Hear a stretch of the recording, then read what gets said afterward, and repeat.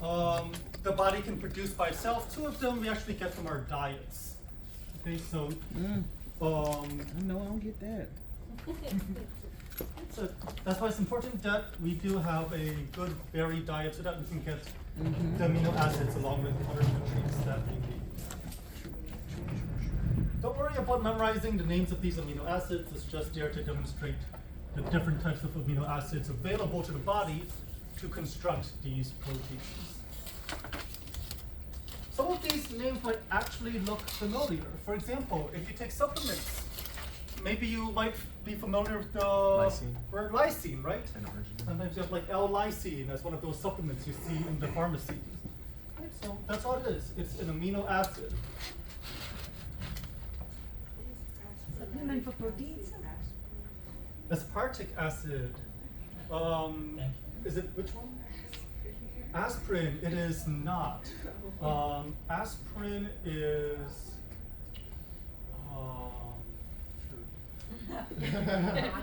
I should know this. I should know this. They got you. Got him back for that quiz. Acetylic Salicylic acid? Yes. Acetylic salicylic It's acid.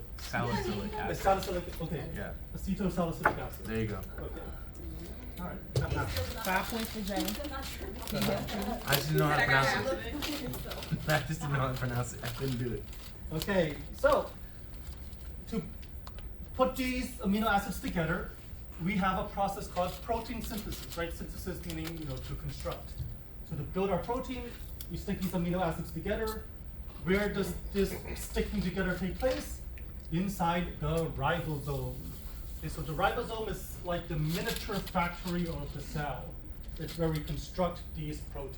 We take the small different parts, the amino acids, and we stick them together inside the ribosome. Okay. The order in which we stick them together is also very important because the amino acids have to be in a specific order for the protein to function properly. If the amino acids are in the wrong order, or if you have the wrong amino acids, you get a completely different protein. What determines what order we put these amino acids in? Well, those are the genes, right? That's our DNA. Our DNA contains the instructions that tells the ribosome, hey, I need you to construct this protein by putting these amino acids in a specific order. So the DNA has the ordering inside and it tells the ribosome what to do.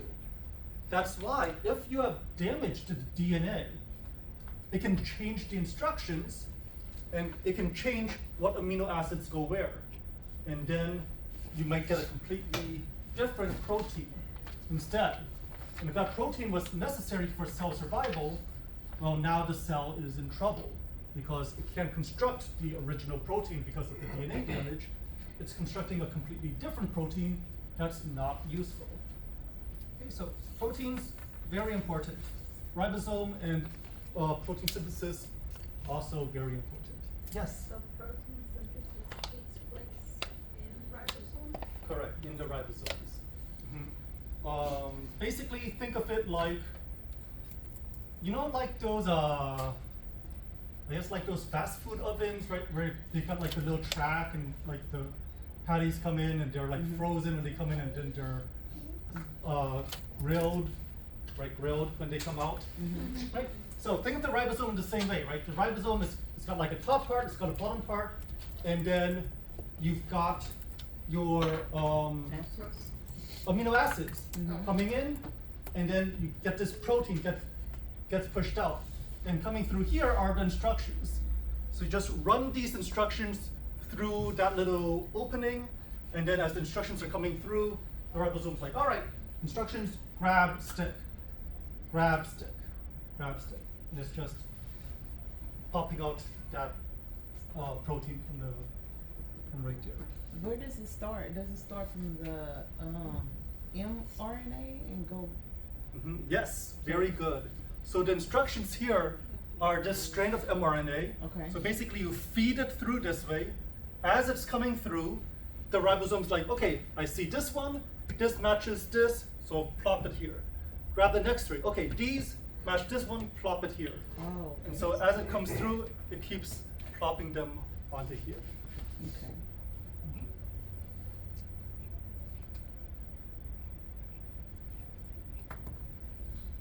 So amino acids are mRNA. So mRNA tells the ribosome which amino acids to grab. Let's see if I can think of another example. Let's see. No, that's fine. Okay. All right. So mRNA. So, we'll talk about- the protein to grab which amino acid. Yeah, so mRNA are the instructions that go to the ribosome. Okay, but what did you say? I'm trying to take it out. Okay, so we'll talk about this a bit more in detail later, but just as a general overview. You have DNA. The DNA are the master instructions. Okay, it's like the recipe book for your body. That is located in the nucleus of the cell. That recipe book is not allowed to leave the nucleus. Just like how Colonel Sanders' recipe for his spices is not allowed to leave that vault in Kentucky or whatever, right? It's locked down tight. Okay, security guards 24/7. So we can't leave with those instructions. We can't leave the recipe book.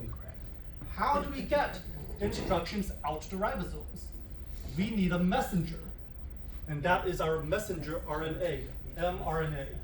The mRNA is, right, so it's a trusted source, right? It comes in, it copies down the one recipe out of the recipe book that it needs, runs out, hands it to the ribosome. And then the ribosome goes through line by line, reads the recipe, and assembles the protein. So the DNA stays in the nucleus, the mRNA is just a small copy of one of the instructions, and that's what goes to the ribosome.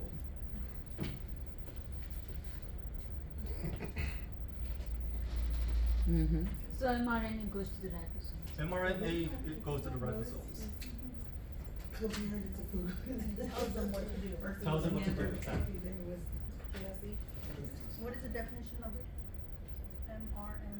mRNA? mRNA, messenger RNA, it's the RNA which copies information from the DNA, brings it to the ribosome to give it the instructions. tRNA, yes. So you do see we also have tRNA here, transfer RNA. That's the one that goes out. So transfer RNA is attached to these amino acids. Basically, the tRNA acts like the label on a cabinet, right? So you've got the recipe for the fried chicken or whatever, but now you've got to go pull the ingredients off your shelves, right?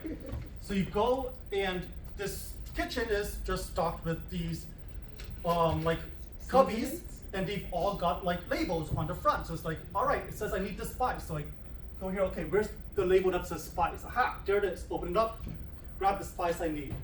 That label here is our tRNA. So we match the instructions on the mRNA with the corresponding label on the tRNA. And the tRNA is attached to the item that we need. So if the mRNA says, all right, I need the ingredient CCG, the ribosome's like, all right, look for the tRNA with CCG, bring it over here, pop the amino acid off, attach it to my protein. That's the purpose of our tRNA. We match our tRNA with instructions on the mRNA. On the DNA. And the instructions from the mRNA came from the DNA. There you go. All right. So, are we okay to move on? Mm-hmm. So, some more stuff about proteins. We have structural proteins. These provide the body with shape and form. Right? So, collagen, elastin, keratin, these are all things that help give the body its shape. Right? For example, your nose, right? Made of cartilage, right? It's got some collagen, right? Skin also has some collagen. Right? That's why sometimes you also see those supplements with like collagen and things like that meant to improve your skin and things like that. In fact, here we go. We've got 20 grams of collagen per serving, improves your skin, hair, nail, and joint support.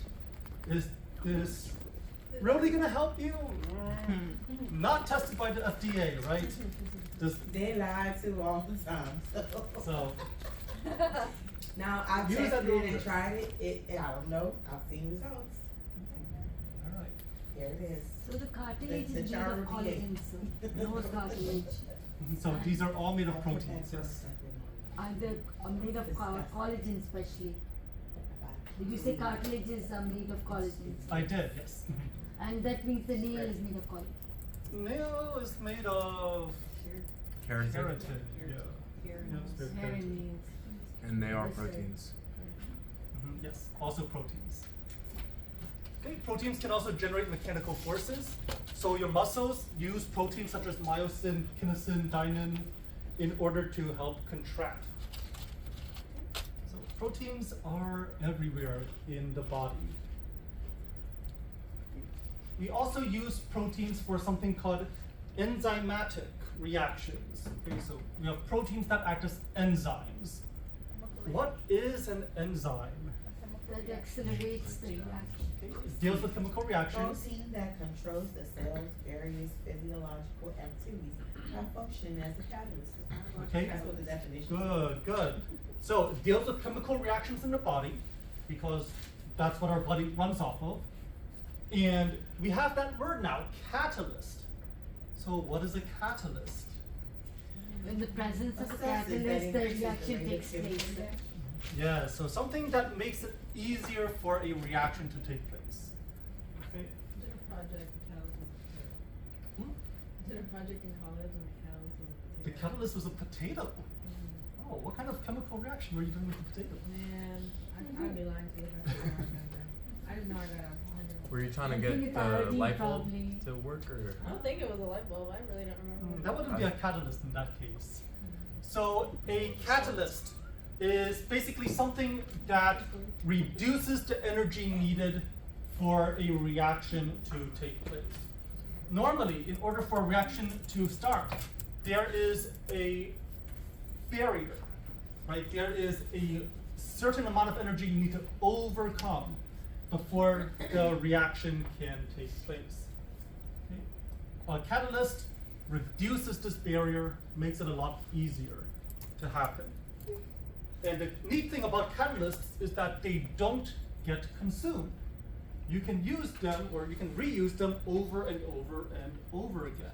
They don't go away. They're not part of the reaction themselves, right? They just help facilitate the reaction. So, as an example, if you have a textbook and you're trying to learn the material in a textbook, you would need to expend a lot of energy reading the textbook, making notes, and trying to understand what the textbook is saying. A catalyst might be something like a YouTube video. You go there and suddenly it makes things a lot more simple to understand. And so now you can get through the material more easily. But the YouTube video doesn't go away after you watch it. It stays so that the next person can come around and watch it as well. Right? So a catalyst, or in this case an enzyme, speeds things up by reducing the energy required, and it sticks around to help with further reactions. So are catalysts and enzymes the same thing? So catalysts is the overarching category. Enzymes are a specific type of catalyst. Enzymes are organic, biologic catalysts. You also have metals that can act as catalysts. But because metals aren't organic, they don't have carbon inside, metals would be a different type. They would not be enzymes. In your car, you may have heard that you've got a catalytic converter in your car. Stolen. Stolen. It's made of platinum, so that's why Oh, it's they so stole valuable. Mm-hmm. Right? They did? Yeah, they do. That's what the car sounded like. Vroom, vroom. I was like, what's going on? I ain't gotta look at it. Is it kind of silver? I'm It's having got a those silver or nuts platinum right now. Yeah, we're talking Yeah, about. we're got precious metals, so yeah, very valuable. But those metals act as a catalyst to help break down some of those toxic substances created by your car. Like sulfur. Perhaps. I'm actually not 100% sure, so I can't say. All right, next up, what other functions do proteins have? Well, these protein enzymes can act as repairmen. They can help to repair DNA. So, DNA can undergo damage through a lot of different ways. The way that, we might think about is radiation, right? X-rays come in, they damage the DNA. But there's other ways that DNA can be damaged as well. If you are exposed to certain classes of chemicals, right? So called free radicals. Right? So through smoking or through breathing in chemical stuff, those free radicals can damage DNA. Sunlight. When sunlight can cause free radicals, sunlight can cause DNA damage. Okay, let's see. And then also just regular DNA synthesis, right? When DNA duplicates itself, sometimes it just makes a mistake, and now you have DNA damage. In order to fix this, the body actually has enzymes, and these enzymes come through and double check the DNA, and when they see something is wrong, they can actually unravel the DNA, pull out the bad stuff, put the correct stuff back in, and close it back up, and now the DNA is as good as new. So this is how we can repair minor damage to the DNA. So even though we are exposed to radiation all the time, cosmic radiation, terrestrial radiation, radiation from bananas, right? Even though we're exposed to radiation all the time, most of that radiation isn't harmful to us because our body is able to repair those small damages caused by that radiation. Now, of course, once there's too much radiation, well, then the body can't keep up with the repairs anymore. So small damage we can repair, significant damage we cannot repair. When a cell realizes it's undergone significant damage, it will usually try to undergo apoptosis. The cell will just try to kill itself to prevent itself from being dangerous to the body.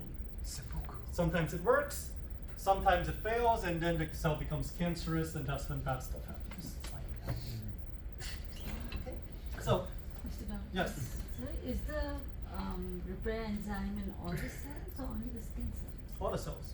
All cells have repair enzymes, yes. Maybe not red blood cells. Sorry? Maybe not red blood cells. Oh, I see. Because red blood cells don't have a nucleus, they don't have DNA. So those might not have repair enzymes.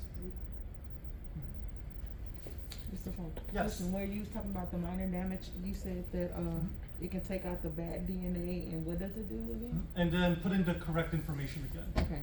So for example, we'll learn that DNA is made of different letters, A, C, T, G.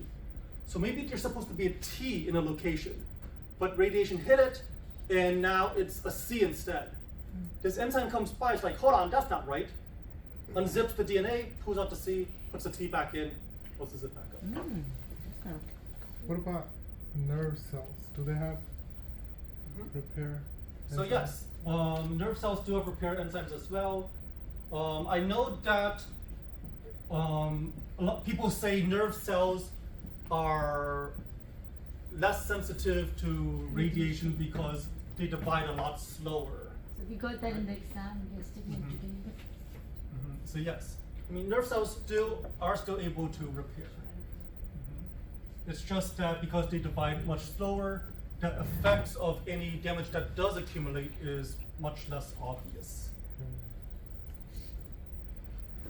Mr. Yes, Jay. So I had a when you said the cell kills itself, is that from the lysosome? So like the DNA will tell the lysosome, hey, bust, and then like the enzymes from the lysosome will kill the cell?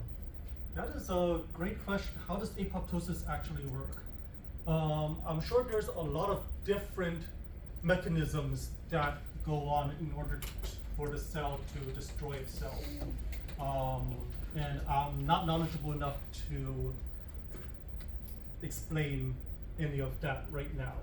So But we're if- not gonna be tested over that, or like So no. what organelle does that? So no, Okay. I'm not going to be tested on that. Now, we do have these three terms here, right? Chain scission, cross-linking, point lesion.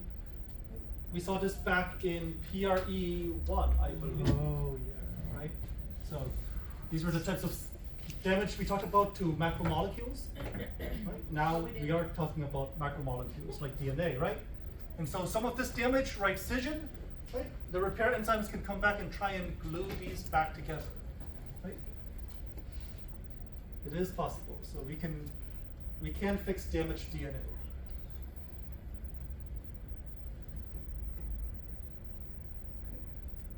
Also, another vocab word from PRE1, radiolysis.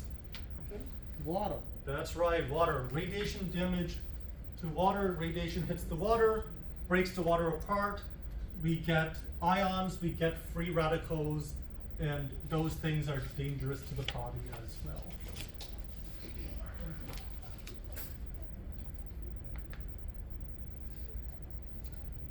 Okay. Are we good to keep going? Not yet? Okay.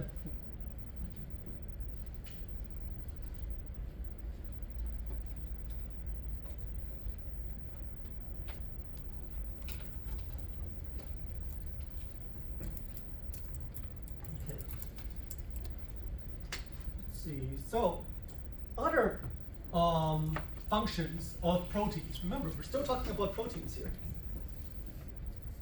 Hormones. What are hormones? Other than the things that teenagers have when they hit puberty. What are hormones?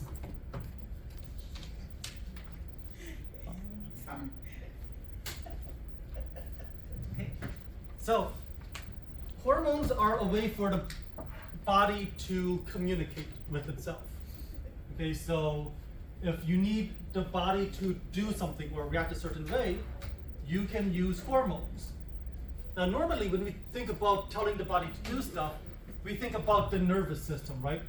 The brain tells the body, raise your right hand, wave your right hand, right?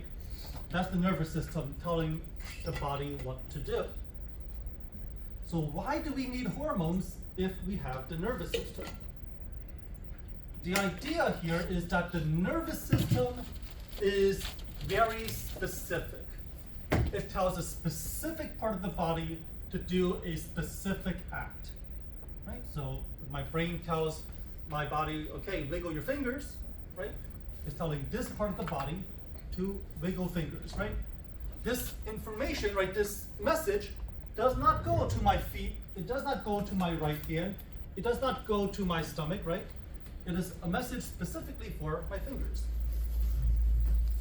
In that case, what if I need to send a message to the whole body? If I need the whole body to do something, right? That's where hormones come in.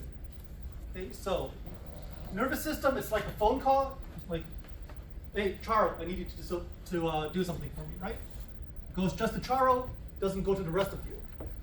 Okay, hormones would be like the radio, or well, that's old people stuff. So it would be like Twitter or GroupMe, right, or group chats. It's like if I need a bunch of people to try and do something, right, I'm going to send a message out to everyone. Right, so nervous system is very specific. Hormones, which is part of the endocrine system, is non-specific, right? It goes to the whole body. And well, certain parts of the body will react to the hormones and will do what the body is looking for. Okay? So hormones are chemical secretions. These chemicals can be proteins, and these proteins travel throughout the body through the bloodstream. And when certain parts of the body encounter these proteins, they're like, aha, I got the message, I know what I need to do now.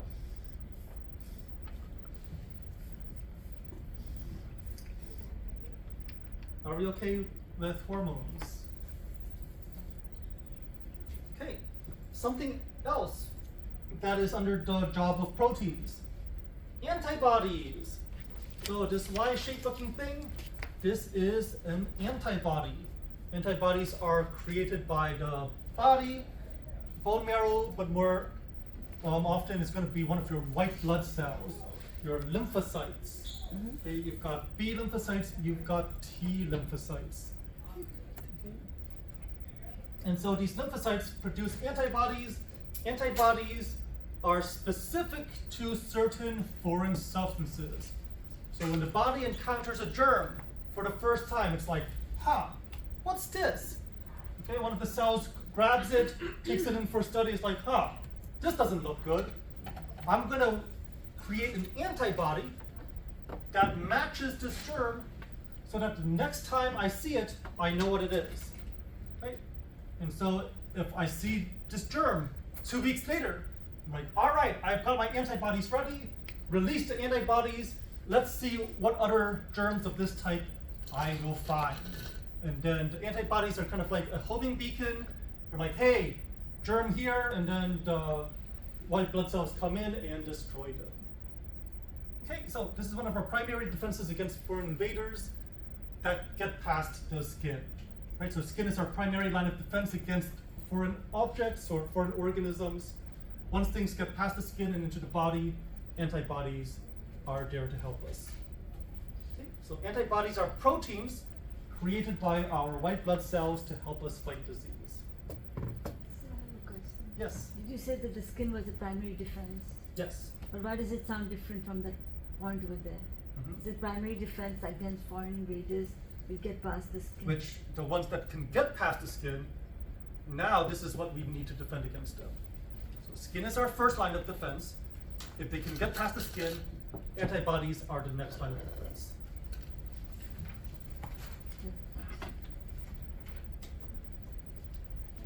As you can see here, we've got this thing called antigens. Antigens are just those ways we can specifically target certain germs.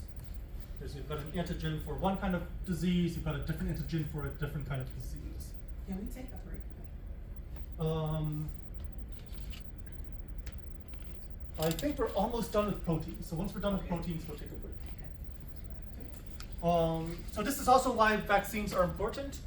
Vaccines put dead pieces of foreign material into the body. The body sees this foreign material and it's like, oh no, there's something weird here. I need to create antigens and antibodies to fight this foreign invader. And so the next time the body runs into this foreign substance, so if you do get sick for real after the vaccination, the body already has antibodies and antigens ready to fight off the disease. So it's able to target the disease a lot faster. All right. And so that does it for our protein section of this PowerPoint. Let's take a 10-minute break. Please be back at 1 o'clock, and we will move on to carbohydrates. You ain't done what you want? No, for real, I thought We went over the syllabus on Tuesday. it's, hey, that was too much. That was days. Tuesday. Fine, that was 1:30. Oh, it's 1:30. Oh, okay. I thought it was 1. My bad. You have me for 1.5 hours, so that's why I'm giving you a 10-minute break. I know 1.5 hours is a lot of Mr. Fun. 10 minutes break. They said Mr.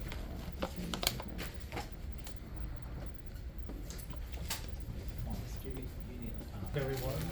Maybe to show them. So before the break, we had discussed proteins. Okay? Key things about proteins: they're made of amino acids, they're built in the ribosomes, and they have many different functions. Right? They help to give the body structure. They help they work as enzymes, as organic catalysts. They can help repair DNA. They can act as communications inside the body when they act as hormones. And they can also help the body fight disease because antibodies are also proteins. Okay, so proteins, very, very important molecule in the body. Okay, next up are carbohydrates. Carbs are pretty familiar to us because it's what we eat. Right? Unless I guess you're on Atkins diet. Is it still Atkins diet? Is that like old now? The Atkins diet? Yeah, Atkins diet. Well, I mean, there's still keto and there's other variations high of protein it. diet. So. High protein Yeah, diet. Atkins is the keto, but it's like a better. Yeah. Okay. It's not. It's not. Ketosis is bad. Hot take. Well, regardless of which diet, right? Got carbs here. Carbs are also called saccharides. This word part here, sac, right? Saccharide. It refers to sugar, right? If you've heard the word saccharine, right? Like you might describe somebody as saccharine, right? They're very sweet, right? Like sugar. Okay. So, saccharides, carbohydrates, these deal with sugars, they deal with starches. With plants, they also deal with cellulose. Carbohydrates can be divided into these different categories. You notice that they all end in saccharide, right? Monosaccharide, disaccharide, oligosaccharide, polysaccharide. So carbs are saccharides. Does that say ligmasaccharide? One sugar. So mono meaning one, di meaning two, oligo meaning Many. a few, Yeah. Poly is. and then poly meaning Many. many. Good. So these just tell you how many saccharides, how many sugars are in the chain of carbohydrates. Because just like proteins, carbohydrates are also made of chains. Right? Proteins are a chain of amino acids, carbs are chains of sugars. So our most basic building block is just the single sugar, the monosaccharide. Okay? So it follows this formula, CnH2nOn. You don't need to memorize this, it's just for fun. Okay? C6H12O6 is the most common form of sugar. This is what we think of when we talk about glucose, fructose, galactose, right? So these different sugars all use the same formula. The atoms are just rearranged slightly differently. Okay. So glucose, right? Like just plain sugar. Okay, fructose, high fructose corn syrup. I mean, they're basically the same thing, right? Basically the same thing. They're both sugars. So if you're trying to avoid high fructose corn syrup, just avoid sugar in general. Right? They're both basically the same. It's not like one's better than the other one. Okay. So now that we have our basic sugar, right, this weird looking hexagon ring thing, we are gonna bind them together. And so we get a disaccharide. So now it's a chain of two sugars. Okay, so in this case, sucrose, cane sugar, is a disaccharide. Lactose, okay, found in milk, is a disaccharide. Okay. Some people have trouble processing lactose, right? They lack the enzyme, right, lactase. Okay, so they lack the protein needed to process the carbohydrate. Yes, Charles. No, just. That's right, both of us, yes, both of us. And he always wanna look at me and I'm trying not to. disagree. I was looking at You're you in the not- corner. Are you also lactose? You're not lactose intolerant. Oh, yeah. You are? Love it. You love something? But you just outing people like she was in the closet lactose. Come on. Yeah. But it's okay. I didn't know. All I did was ask. Nah, you outed her, man. It's 2024. We How can't about be you, doing Jay? this. Are you okay with lactose? I'm good. You're gonna lactose that's good. I'm not, but I'll eat it. You eat it. I can't do it. That's- I can't duck it out. Yeah. That's how I feel most lactose intolerant people are. I know what to do. The lactose intolerant people are the ones that love lactose the most. Yes. Yes. I totally agree with that. And each one has their own specific one. It's like cream cheese, bluebell ice cream, like. What is that? I have to be careful with cheese. I do too, but I'm very seldomly careful with it. Yes, be careful. I mean, They're like, I'm Mexican, all So, we eat is the queso. disaccharide, right? It's a carbohydrate with two sugars. Oligosaccharides. So this is a carbohydrate with a few sugars, okay? Usually the definition is between 3 to 10, right? So we've got a few sugars bound together, and that gives us an oligosaccharide. And then polysaccharides, we just call these lots of sugars bound together. So starch is a polysaccharide. Glycogen, that is a polysaccharide. Cellulose, fiber, Right? Fiber is a polysaccharide, and it's because it's such a long sugar and bound together so tightly that it's really hard for the body to digest fiber. Usually it just passes through.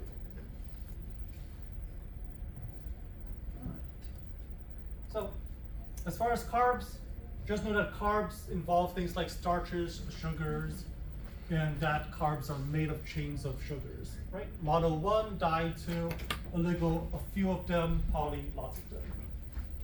Do we have to know that Allegro's gonna be 3 to 10, or is that just like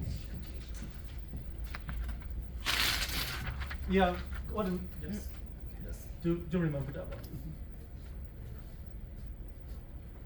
Okay, now of course, since we're talking about sugars, well, sugar gives us energy. And I'm sure that if you have kids, you know that giving kids sugar is potentially a recipe for disaster. So, be careful with giving kids too many carbs.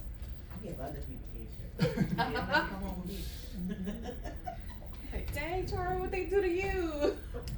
So carbs, sugars, these are short-term energy storage.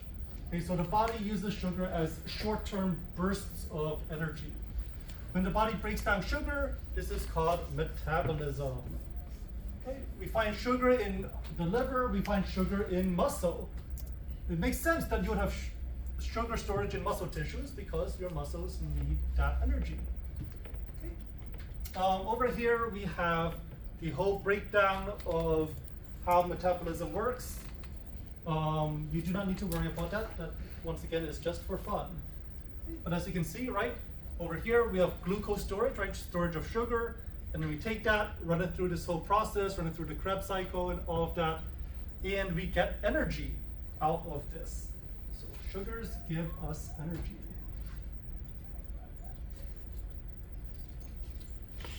Hey, Okay. did you go over if they were the most abundant in the liver, or is that just for fun? For fun. Okay, moving on. Lipids. Lipids and fats. Okay, so lipids include fats, fatty acids, oils, and even wax. Lipids are our third category of organic macromolecules.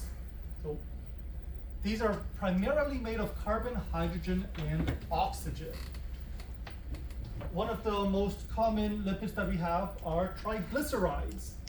Tri meaning 3, and then glycerides meaning that these 3 fatty acids, these 3 lipids, are bound together through something called glycerin. So here you've got a fatty acid here, a fatty acid here, fatty acid here, and all 3 of these are bound together by this weird thing here called a glycerin. So that's where the term triglycerides comes from. Lipids may be saturated or unsaturated. When we talk about saturated and unsaturated fats, which one is the one that's bad for you? Saturated. Saturated. Why? Why are saturated fats There's more bad? hydrogen. More hydrogens. Why is that bad? Takes it with oxygen. I think it's harder to break down, if I'm not mistaken. The It's shape. a lengthier The shape. Process. Yeah. You're Close, but no cigar. kind of on the right track. Samantha? Isn't it about the shape of how it kind of goes through, I guess our bodies, and it makes more, I forgot what it's called, where it's kind of gets stuck in the arteries and stuff, more plaque. By the way, it can't, I think it can't break down because of the shape. Okay, good. So the shape does play an important role, yes. So if we take a look here, this top one, the zigzag, this is considered saturated. Here, the one with the weird kink in it, this is unsaturated. This one has even more weird kinks in it. So that's one that's even more unsaturated. The idea is that if something is saturated, right, if it's just a nice smooth zigzag, it's very easy to stack extra zigzags on top of each other, right?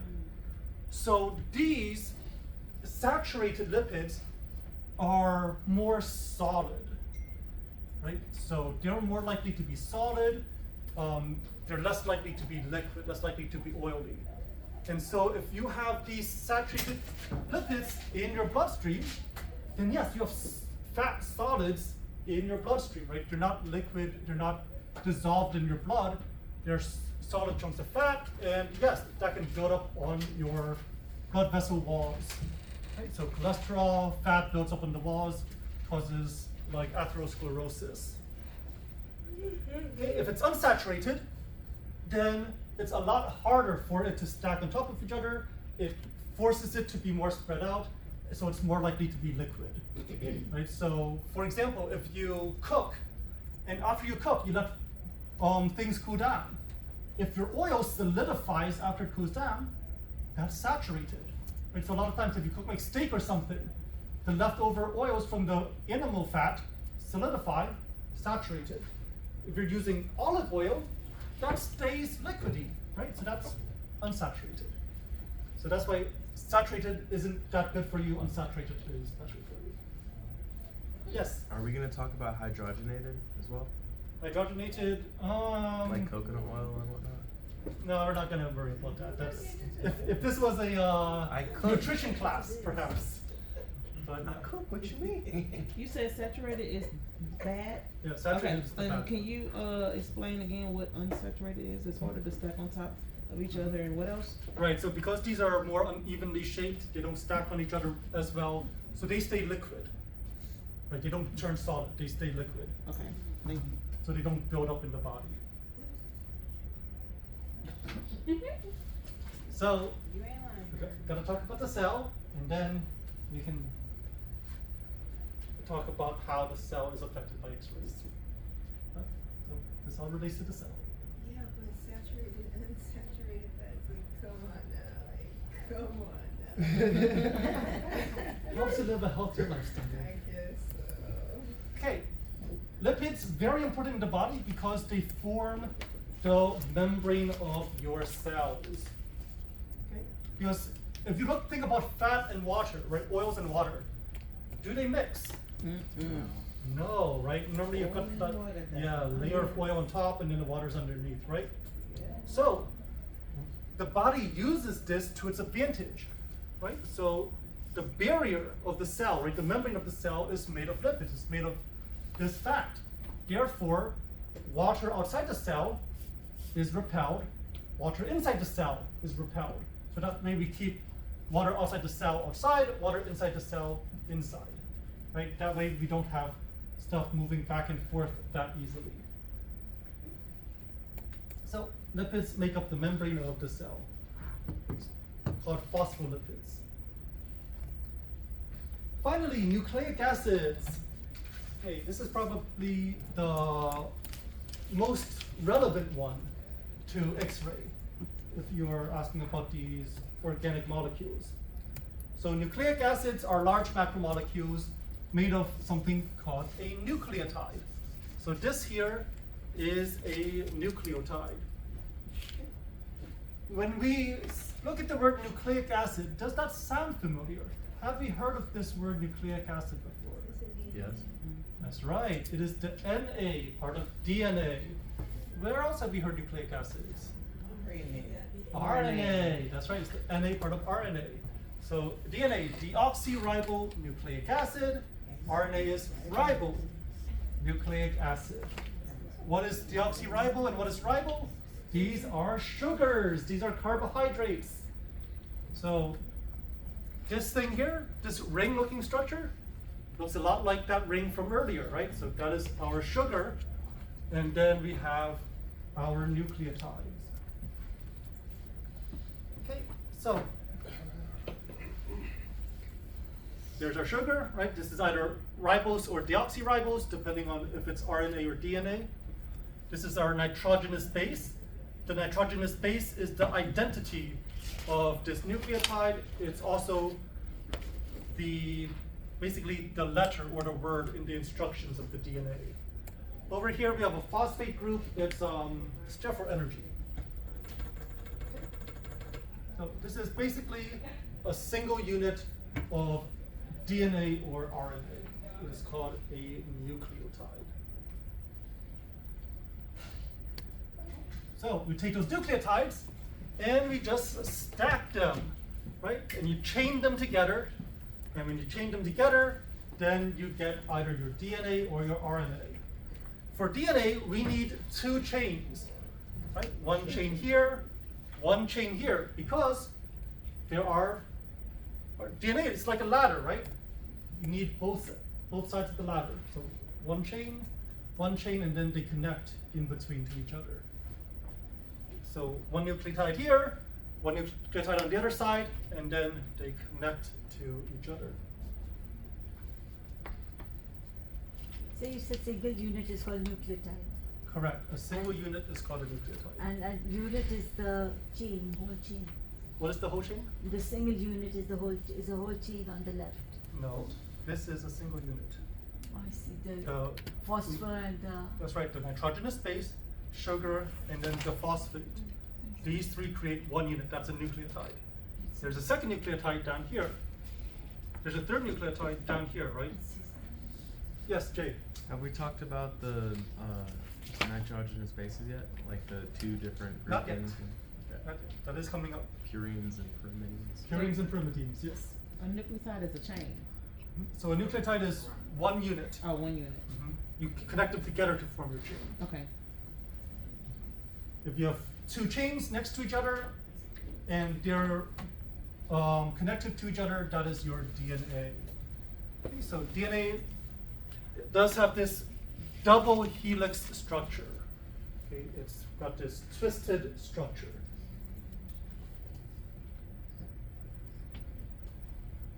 On the other hand, RNA, ribonucleic acid, most RNA is a single strand. Okay, not all, but most RNA is a single strand. Okay, so you see that we don't have that second thing coming here, right? So this is not a double helix. So once again, the strand is just made of connecting a bunch of different nucleotides together. The main difference between DNA and RNA, no second strand, and then instead of deoxyribose, this uses ribose. That's why it has that different name. There is one more difference between DNA and RNA, and that is in the nitrogenous bases. So let's take a look at those nitrogenous bases. These are what allow the DNA to hold its instructions. Somebody trying to pay y'all. I trust that there's someone at the front here. Hear about that? Not the way they ringing it. So we have 5 nitrogenous bases. They are adenine, guanine, cytosine, thymine, and uracil. And these are put into 2 categories, either purines or pyrimidines. So these are our purines, these are the pyrimidines. Okay. Pyrimidines, they kind of look like a pyramid if you're looking at it from the top. Right, so like there's a pointy thing, then you've got the pyramid. Purines, I don't know, looks like a gourd to me, or a flask, or a weird spaceship. Not sure how to describe it. Isn't it with the same, sir? One portion is exactly the same as cytosine. So- aldine. It's got the 2 things. So it's a purine, this has just got a single ring, so Yeah, it's a yes. pyrimidine. So as you can see, this is fatter, and this is skinnier, right? Or, longer, shorter, right? So, these nitrogenous bases are what give the DNA what let the DNA give the body instructions, and these nitrogenous bases will link to each other. They will pair up. The thing is, you can't pair up 2 purines because then they're going to be too wide. You can't pair up 2 pyrimidines because then they're going to be too narrow. So you have to pair 1 long with 1 short. So you'll always be pairing 1 long with 1 short. So in DNA, you're going to be pairing A and G with C and T. In RNA, you'll be pairing A and G with C and U. Right? Notice that T is DNA only, U is RNA only. So A pairs with T, G pairs with C in DNA. If this was RNA, remember that T does not exist. Instead of T, this would be a U instead, uracil. You have to know this. What pairs with what? Yes, please know that. I just got lost. Okay, on the screen before Yes. this one. Okay, so A and G is in DNA, Mm-hmm. and the next set of group, C and T are also in they're in DNA. DNA, yes. Okay. So DNA is AGCT, AGCT. Okay. Replace T with U. Correct. So RNA is A and G, C and U. So RNA is AgCU.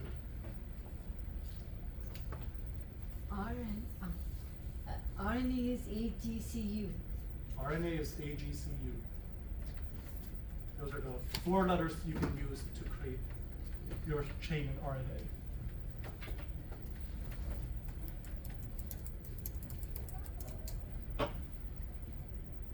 Cool. All right, so once again, A will always bind with T, G will always bind with C in DNA. A will always bind with U, G will always bind with C in RNA. So the fact that they can only bind with its given partner, right, its given pair, means that in DNA, our strands are complementary. In other words, if, actually, I'll just do the word. Okay. If in DNA I had a chain of letters, right? And so on my first strand, my chain of letters was something like A, A, A, T, C, DNA. Okay, so if this is DNA, this is chain 1. So if now I want to know what's in the chain connected to it, I would just look for its complementary pair. So I know that A has to pair up with what? T. T. So chain 2 is going to be a T. T has to pair with A. A. C has to pair with G. G. G has to pair with C. G pairs with C. C pairs with G. G pairs with T pairs with. Right. So as long as I know one chain, I can already predict what the second chain is, right? Because they have to pair together in this manner. So this is what we mean by complementary. Now, what happens is that